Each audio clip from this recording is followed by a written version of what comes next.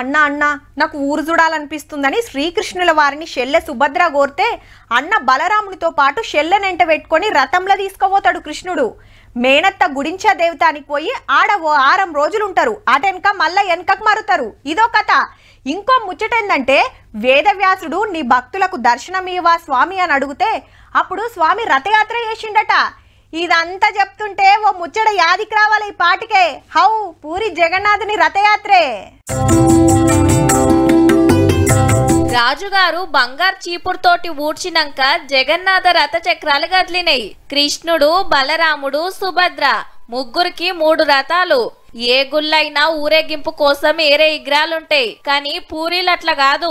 గర్భగుడిలుండే దేవుళ్ళనే తీసుకొచ్చి రథాల మీద కూసుండబెడతారు. ఈ రథాలు సుత 17 కొత్తయే తయారు చేస్తారు. 1072 చెట్లు నరుక్కొచ్చి ముక్కలు ముక్కలు చేసి 134 మంది శిల్పులు నెలల కమానం తిప్పలు పడితే ఇంత ముద్దుగా తయారైతాయి. 100 ఏండ్ల కాంచెలి ఇట్లనే నడుస్తుంది జగన్నాథ రథయాత్ర. దేశం అంతటికెళ్ళి లక్షల మంది భక్తులు వచ్చిండ్రు సంబురం చూస్తానికి. డప్పు సప్పుళ్ళు, భజన కీర్తనలు, ఆట పాటలతోని చిన్నగా పోతాయి రథాలు.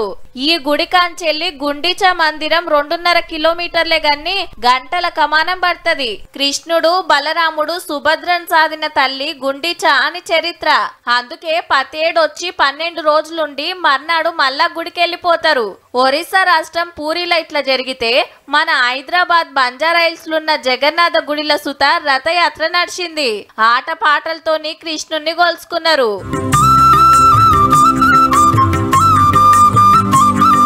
దేశంలోన్న జగన్నాథుని అన్ని గుళ్ళకాడ రథయాత్ర తీస్తే చూసేటోళ్లకు మస్తు సంబరం అనిపించింది.